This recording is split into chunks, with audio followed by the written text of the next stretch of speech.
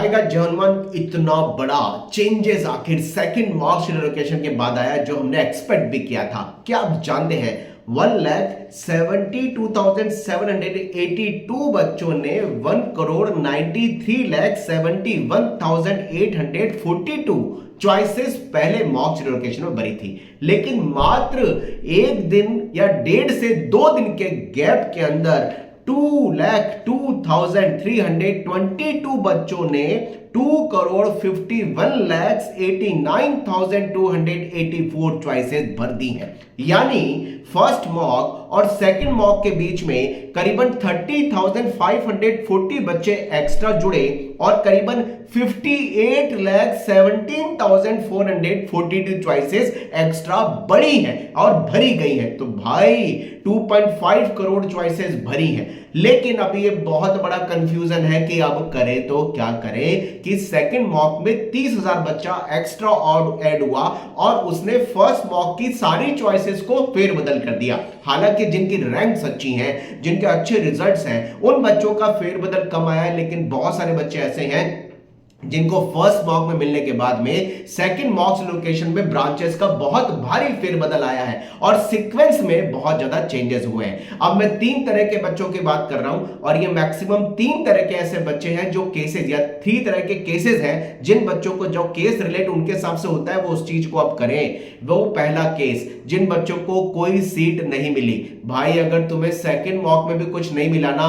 तो आप मान के चलना आपका साल खराब हो जाएगा अगर आपने ब्रांचेस के सीक्वेंस को नहीं बढ़ाया या कॉलेज और ब्रांचेस के अंदर ऐड ऑन नहीं किया। तो भाई जिनको कुछ नहीं मिला वो मैक्सिमम ब्रांचेस और बढ़ाएं, क्योंकि सेकंड मॉक के अंदर 2,02,000 बच्चे ऑलरेडी पार्टिसिपेट कर चुके हैं। अब मुश्किल से ऐसे बच्चे होंगे 10 से 12,000 15,000 बच्चे जो अब काउंसलिंग में चॉइस भरने का सोचेंगे। 95% बच्चा सेकंड राउंड तक, सेकंड मॉक तक बैठ चुका होता है, चॉइस फिलिंग कर चुका होता है। हाँ, फेरबदल सारे बच्चे करेंगे, उसमें कोई डाउट नहीं है, लेकिन मैं भरने वाले बच्चों की संख्या के हिसाब से बात कर रहा हूं। तो पहली बात, अगर आपको कुछ नहीं मिला आप चॉइसेस बढ़ाइए, आप प्रेफरेंस बढ़ाइए, अदरवाइज आपका साल खराब होगा, ये तय है। दूसरे केस उन बच्चों को मिल रहा है, उन बच्चों का बन रहा है जिन बच्चों को पहले मॉक में कुछ मिला लेकिन सेकंड मॉक में उनको कुछ नहीं मिला।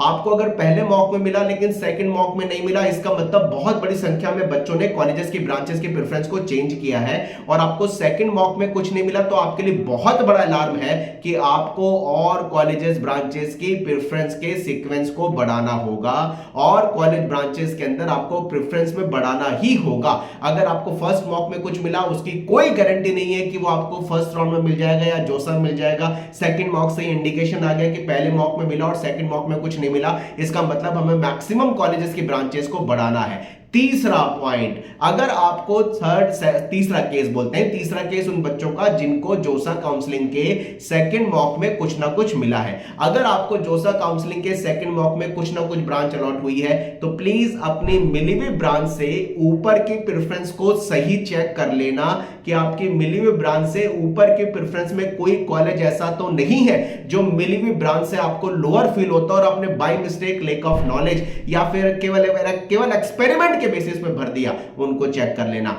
आपको यह भी चेक करना है जो मिली हुई प्रेफरेंस है उसके नीचे कोई कॉलेज ऐसा तो नहीं है जो मिली हुई प्रेफरेंस से अच्छा हो लेकिन आपने लेक ऑफ नॉलेज के कारण उसको नीचे भर दिया हो। तो एक्सपेरिमेंट अगर आपने किसी भी ब्रांच के साथ किया है और वो ब्रांच आपको मिली है, आपका साल खराब होगा। आपको हर कॉलेज की हर ब्रांच को पूरी प्रेफरेंस लिस्ट को सिस्टमैटिकली चेक करना है, ऊपर भी चेक करना है मिली हुई ब्रांच से और मिली हुई ब्रांच से नीचे के सीक्वेंस में भी सारे कॉलेजेस की ब्रांचेस को चेक करना मैंडेटरी है। अदरवाइज आपका साल खराब हो जाएगा, आपको नुकसान होगा। अगर कोई ब्रांच आपको अच्छी मिलनी होगी लेकिन आपकी लेक ऑफ नॉलेज के कारण आपको जो ब्रांच मिल गई आप सोच रहे मैं इससे सेटिस्फाइड हूं और जो मुझे मिल गया वो मेरे लिए ठीक है, लेकिन आपको और अच्छी ब्रांच मिल सकती थी तो बाद में आपको बहुत रिग्रेडेशन होगा। तो भाई ये 3 केसेस हैं, अगर कुछ नहीं मिला ब्रांच बढ़ा दो, फर्स्ट मॉक में मिला लेकिन सेकंड मॉक में नहीं मिला ब्रांच और कॉलेज बढ़ा दीजिए, थर्ड मॉक में कुछ मिला उसके ऊपर और नीचे प्रेफरेंस को चेक करिए। ये फाइनल अलार्म नहीं है, ये इंडिकेशंस हैं कि ये कुछ चॉइसेस मिलने की पॉसिबिलिटी है। बहुत सारे बच्चे मुझे फर्स्ट राउंड में भी कह रहे थे, फर्स्ट मॉक में, सॉरी राउंड नहीं बोलूंगा, फर्स्ट मॉक में कह रहे थे सर ये तो सेकंड मॉक में और आगे तो मिल ही जाएगा।